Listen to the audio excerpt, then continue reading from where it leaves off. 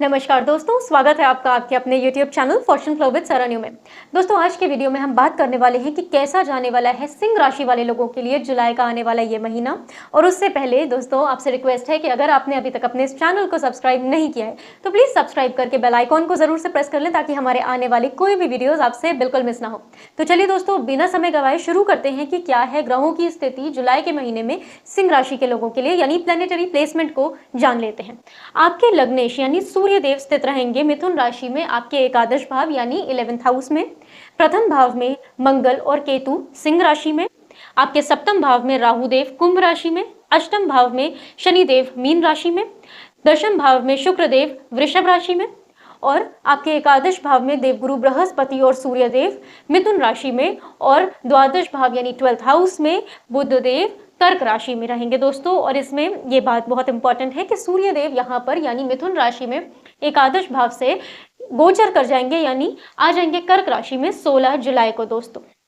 और वहीं पे शुक्र देव भी गोचर कर जाएंगे मिथुन राशि में 26 जुलाई को। तो चलिए अब जान लेते हैं सबसे पहले जो इंपॉर्टेंट है कि लग्नेश की स्थिति क्या बता रही है सिंह राशि वाले लोगों के लिए। तो देखिए, सूर्य देव आपके लग्नेश बनते हैं, बैठे हुए हैं एकादश भाव में मिथुन राशि में देवगुरु बृहस्पति के साथ। देखिए दोस्तों, अपनी कुंडली का सबसे जो बेनिफिक हाउस होता है, जो सबसे ज्यादा पॉजिटिव भाव होता है, वो होता है एकादश भाव। ये क्यों होता है दोस्तों? उसके पीछे का कारण है कि ये भाव इच्छा पूर्ति का भाव है, आपके फुलफिलमेंट ऑफ डिजायर्स का भाव है, गेन्स का भाव है, लाभ भाव है। और अगर आपने कभी इस कहानी को सुना भी हो कि रावण ने जब सारे ग्रहों को बंदी बना लिया था अपने पुत्र मेघनाथ के लिए, तो उन्होंने इसी एकादश भाव में सारे ग्रहों को स्थित किया था दोस्तों। ये इतना पावरफुल भाव होता है। तो इस चीज से सिंह राशि वाले इस बात को तो समझ ही गए होंगे कि इनके लिए आने वाला जुलाई का ये महीना इच्छा पूर्तियों का महीना होने वाला है। यानी आप हाफ मंथ यानी 1 तारीख से 16 तारीख के बीच में इसका बहुत बेहतरीन यूटिलाइजेशन कर सकते हैं दोस्तों। क्योंकि देखिए, सूर्य देव यहाँ पे बैठे भी जिसकी राशि में है, बुध देव की राशि में बैठे हैं, जो सूर्य देव को अपना मित्र मानते हैं, यानी इनको एक अच्छा एटमॉस्फेयर यहाँ पे मिला हुआ है। ऊपर से सपोर्ट है देवगुरु बृहस्पति का। अब वैसे बृहस्पति आपके पंचमेश है और अष्टमेश है, लेकिन पंचमेश होने के कारण ये सूर्य देव को अच्छा रिजल्ट देंगे दोस्तों। इसके अलावा देखिए, थोड़ा सा नेगेटिव रिजल्ट इसलिए आ सकता है क्योंकि बृहस्पति की दूसरी राशि में शनिदेव बैठे हैं, इसलिए हो सकता है कि चीजें थोड़ी सी स्लो हो जाए लाइफ में, लेकिन उसके बावजूद चीजें अच्छी रहेंगी। इस बात की पूरी गारंटी है महीने की शुरुआत से लेकर मिड ऑफ द मंथ में। अगर आपके कोई पेंडिंग डिजायर्स थे, आपकी कोई ऐसी इच्छाएं थी जो आप पूरी करना चाह रहे थे दोस्तों, तो उसकी पूरी संभावना बनती है शुरुआती महीने में आपके लिए। अब उसके बाद सूर्य देव गोचर कर जाएंगे आपके द्वादश भाव में यानी 12th हाउस में। 12th हाउस में थोड़ा सा ध्यान रखने वाला होगा दोस्तों, क्योंकि सूर्य देव की यहाँ पे स्थिति थोड़ा सा अच्छी नहीं होती है। और दूसरा, ये अपने से भी 12वें भाव में गए हैं, तो इस समय आपको ध्यान किस चीज का रखना है कि आपके एक्सपेंडिचर्स हो सकते हैं। क्योंकि देखिए, सूर्य जो है ना, वो वैसे भी शो करते हैं हमारे वाइटालिटी को, यानी जो हमारी बॉडी की इम्यूनिटी है उसको गवर्न करते हैं सूर्य, और आपके लग्नेश भी बनते हैं। तो दोस्तों, आपके हेल्थ से रिलेटेड इशू आप फेस कर सकते हैं महीने के सेकेंड हाफ में, यानी 16 जुलाई के बाद में, जब सूर्य देव यहाँ पर स्थित हो जाएंगे आपके 12th हाउस में। तब इस चीज का आपको ध्यान रखना होगा कि आपके हॉस्पिटल एक्सपेंसेस हो सकते हैं, यानी किसी तरीके के एक्सपेंडिचर्स हो सकते हैं। और एक्सपेंडिचर्स कोई बात नहीं, एक बार को हो भी जाए, लेकिन हेल्थ पे कोई प्रॉब्लम नहीं बननी चाहिए, जो कि बनती दिख रही है। इसलिए आपको अपनी तबियत का बहुत ख्याल रखना है, इम्यूनिटी बूस्टिंग चीजों को आपको कंज्यूम करना है ताकि आपकी हेल्थ के साथ कोई प्रॉब्लम ना हो। चलिए अब बात कर लेते हैं प्रथम भाव के बारे में, यानी प्रथम भाव जहां पे मंगल और केतु देव स्थित हैं। दोस्तों देखिए, मंगल देव का यहाँ पे स्थित होना बहुत पॉजिटिव है, क्योंकि आपके चतुर्थेश हैं और नवमेश हैं, यानी आपको भाग्य का पूरा साथ और सुख, दोनों चीजें आपको जुलाई के इस महीने में मिलने वाली हैं। इसकी पूरी गारंटी है, क्योंकि आपकी कुंडली के योग कारक ग्रह हैं मंगल देव, बहुत अच्छे प्लैनेट हैं आपके लिए, इसलिए बहुत ज्यादा पॉजिटिवली आपके लिए यहाँ पे बिहेव करने वाले हैं। यहाँ पे केतु के साथ स्थित है, तो थोड़ा सा ऐसा हो सकता है कि आपको सेल्फ डिटैचमेंट टेंडेंसी, यानी अपने आप से थोड़ा सा अलगाव महसूस हो दोस्तों। और हो सकता है कि आप इस टाइम अपनी फिजिकल बॉडी को लेके उतना केयरफुल ना हो, क्योंकि देखिए, मंगल वैसे भी फिजिकल बॉडी को डिनोट करते हैं। यहाँ पे आप कोशिश पूरी रहेगी, आपकी बॉडी तो पूरा सपोर्ट करेगी, लेकिन अगर आपने नेग्लिजेंस करी तो किसी तरीके की प्रॉब्लम आ सकती है दोस्तों। लेकिन हाँ, जो भी आपके सुख के कारक है, यानी आप इस समय वाहन का लाभ हो सकता है, आप कोई नया वाहन परचेज कर सकते हैं, आप कोई नई प्रॉपर्टी ले सकते हैं। पॉसिबिलिटी ये भी है दोस्तों कि आप किसी लॉन्ग जर्नी पे जाएं, क्योंकि 9th लॉर्ड फर्स्ट हाउस में आकर प्लेस्ड हुए हैं, यानी लॉन्ग जर्नी या फिर किसी तीर्थ पे भी जा सकते हैं, क्योंकि नवम भाव तीर्थ को भी शो करता है। और आप अगर ऐसा करेंगे तो यहाँ पे केतु का बहुत अच्छा सपोर्ट है दोस्तों। केतु और मंगल की वैसे तो आपस में इतनी नहीं बनती है, दोनों का नेचर बहुत डिफरेंट है, लेकिन देखिए नवमेश मंगल है और केतु वैसे भी स्पिरिचुअलिटी का कारक है दोस्तों। मोक्ष भाव के अगर बात करी जाए तो मोक्ष कारक ग्रह जो सबसे अच्छा होता है वो केतु है। तो उस एस्पेक्ट से अगर आप देखें तो इस समय आपके लिए तीर्थ करना बहुत शुभकारी होगा दोस्तों, अगर आप जुलाई के इस महीने में ऐसा कुछ प्लान करते हैं।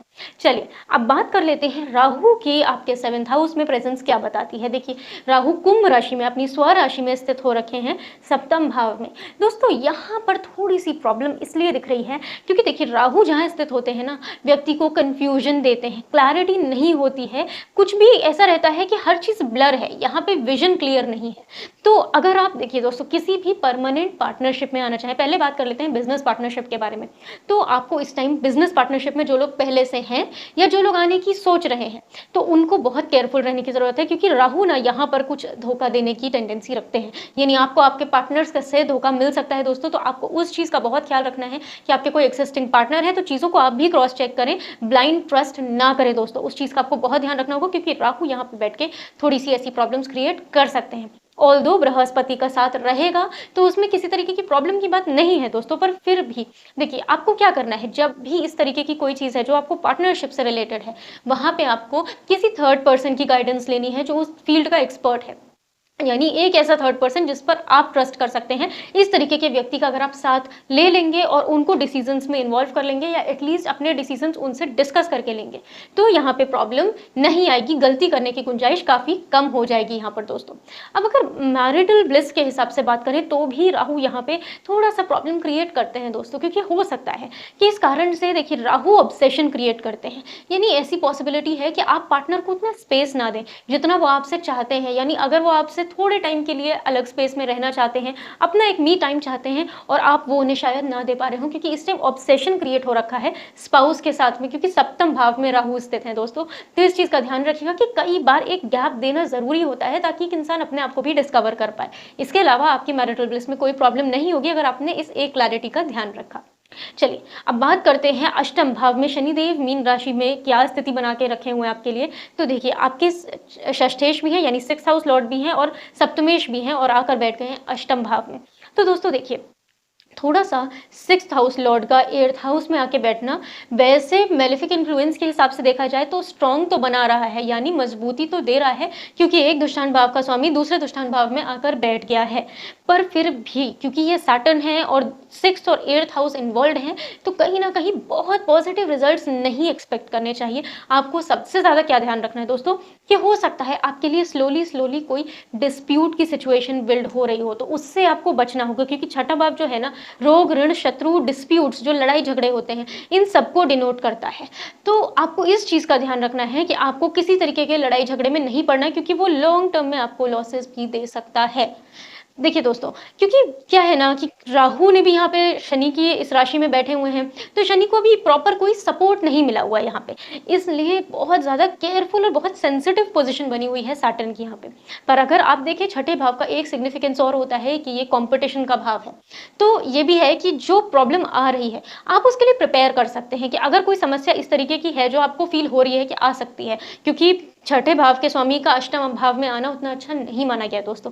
तो आपको इस चीज़ का ध्यान रखना है कि आपको स्लोली प्रिपेयर करना है उस चीज़ के लिए। सैटर्न वाले तरीके से अगर आप इस चीज़ को प्रॉब्लम को डील करेंगे तो आप इससे आराम से बाहर निकल जाएंगे। देखिए सैटर्न और राहु क्या है, चालाकी है, शनि चालाकी है, राहु ऐसी क्लेवरनेस है जो कि एक इल्यूजन क्रिएट करती है।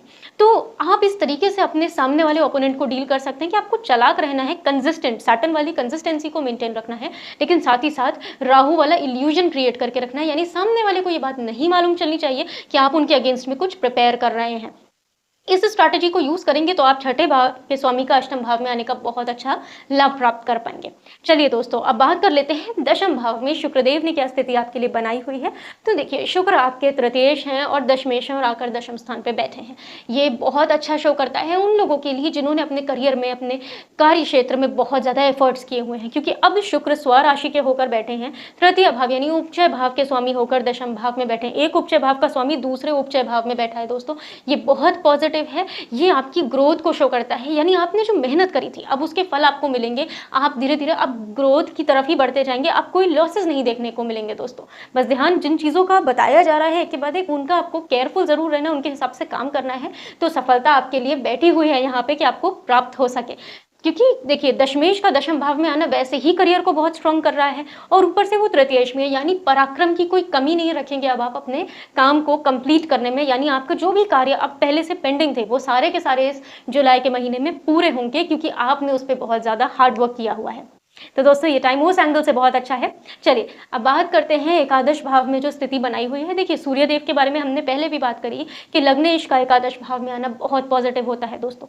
इसके अलावा पंचमेश भी आए हुए हैं एकादश भाव में और अपने पंचम भाव को दृष्ट भी कर रहे हैं। इसके साथ साथ में वो अष्टमेश भी है। ये सिचुएशन उन लोगों के लिए बहुत अच्छी है जो चाह रहे थे कि ऐसा लाइफ पार्टनर या ऐसा एक relationship partner, love partner, specially love affair में, जो कि वो अपने उनके डिज़ायर्स का था, यानी किसी का कोई ऐसा क्रश था या कोई ऐसा व्यक्ति था जो उन्हें पसंद था, तो वो उनको प्राप्त हो सकता है, क्योंकि पंचम भाव को एक्टिवेट किया हुआ है बृहस्पति ने एकादश भाव में आए हुए और दृष्ट भी कर रहे हैं। साथ ही अचानक से लाभ जो होते हैं ना, सडन गेन्स, क्योंकि एकादश भाव में बैठे हैं इसलिए वो सडन लॉसेस को नहीं शो कर रहे हैं दोस्तों, सडन गेन्स को शो कर रहे हैं। तो सडनली वो पर्सन आपकी लाइफ में आ सकते हैं जिनको आप बहुत समय से चाह रहे थे कि वो आपके जीवन में आ जाएं। तो देवगुरु बृहस्पति की यहाँ पर स्थिति आपके लिए उस मामले में बहुत ही पॉजिटिव बनी हुई है दोस्तों। चलिए अब बात कर लेते हैं बुध देव की यह स्थिति क्या बताती है आपके लिए। तो बुध बैठे हुए हैं कर्क राशि में आपके द्वादश भाव में। बुध आपके द्वितीय भाव के स्वामी हैं और एकादश भाव के स्वामी हैं। दोनों भावों की लॉर्डशिप लेकर वो यहाँ बैठे हुए हैं दोस्तों। देखिए अपने भाव से भी द्वितीय गए हुए हैं, यानी गेंस के भाव से भी सेकंड है, ये एक पॉजिटिव चीज़ है। दूसरी बात आप देखेंगे कि ये सेकंड हाउस लॉर्ड यानी लाभ भाव के स्वामी हैं, धन भाव के स्वामी हैं, और वो आकर बैठे हैं लॉसेस के भाव में। तो इसको ये नेगेटिव पोजिशन नहीं है दोस्तों, ये इस तरीके से बहुत पॉजिटिव है कि जब धन भाव का स्वामी आकर एक्सपेंसेस वाले भाव में बैठ गया तो वो आपको एक्सपेंसेस नहीं बल्कि आपको फायदे देने के लिए आया है। वो फायदे किस तरीके के हो सकते हैं दोस्तों? ये ऐसे फायदे हो सकते हैं जो आपने पहले कभी कहीं पर इन्वेस्ट किया था, कोई स्टॉक्स में या किसी प्रॉपर्टी में, किसी भी ऐसी चीज़ में जिसका रिटर्न अब आपको मरकरी की यहाँ प्लेसमेंट देने वाली है। यानी इस मंथ में आपको किसी पुराने किए हुए सेविंग्स का या पुराने किए हुए इन्वेस्टमेंट का लाभ मिलते हुए दिखाई दे रहा है, क्योंकि द्वितीय भाव का स्वामी और एकादश भाव का स्वामी आके बैठ गए हैं द्वादश भाव में दोस्तों। तो ये उस एंगल से बहुत ही अच्छी प्लेसमेंट है मरकरी की, आपको ये लाभ देने के लिए ही आई है। और इसके साथ में जब सूर्य देव यहाँ पे आ जाएंगे तो वो चीज़ और प्रबल हो जाएगी। बस ध्यान जो सूर्य के मैटर में दिया गया है, कहा गया है, उसको आपने अगर वीडियो का वो पार्ट स्किप कर हो तो उसे ज़रूर से देख लीजिएगा, क्योंकि बहुत ज़रूरी है कि लग्नेश की स्थिति अच्छी बनी रहे। और अगर किसी तरीके की ऐसी समस्या दोस्तों आपको हो रही हो कि आपको प्रॉब्लम लग रही है, तो एक बहुत ही सिंपल सा उपाय है जो आप जुलाई के महीने से शुरुआत से कर सकते हैं। भले ही वो problem mid of the month के बाद आने की संभावना है, लेकिन आप इसे शुरुआत से कर सकते हैं, क्योंकि इससे आपकी पर्सनालिटी, आपके लग्नेश दोनों स्ट्रांग होंगे। क्या करना है? बहुत सिंपल सा उपाय है कि आपको तांबे के लोटे में जल लेना है, सुबह के टाइम पे लाल रंग का फूल डालना है उसमें, और सुबह के टाइम जब सूर्योदय हो रहा होता है उस समय सूर्यदेव के 12 नामों का जाप करते हुए सूर्यदेव को अर्घ देना है। ध्यान रखिएगा, लाल फूल डालना मत भूलिएगा दोस्तों। चलिए, तो ये तो था आप लोगों के लिए कि कैसा रहने वाला है जुलाई का ये महीना दोस्तों। इसके अलावा भी अगर आपकी कोई क्वेरीज हो तो आप कमेंट सेक्शन आपका है, आप बिल्कुल से पूछ सकते हैं। और अगर ये वीडियो आपको पसंद आया है दोस्तों तो इसको ज़रूर से लाइक करिएगा, अपने फ्रेंड्स एंड फैमिली के साथ शेयर कीजिएगा। हम लोग मिलते हैं अगले वीडियो में, तब तक अपना ख्याल रखिएगा। वीडियो को देखने के लिए धन्यवाद। राधे राधे।